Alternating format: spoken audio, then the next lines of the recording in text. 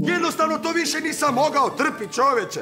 Donesi ovo, donesi ono. Zamotaj ovo, zamotaj ono. Odnesi papire na porezu. Jesi platio porez, jesi kupio WC papir. Zaboravio si zamotat poklon djetetu. Pa čoveče, čisti mobbing.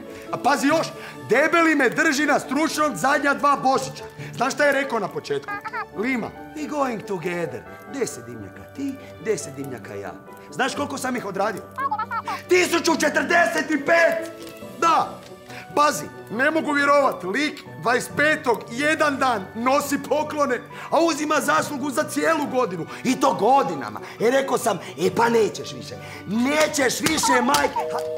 Nikola, nećeš više. Nećeš više.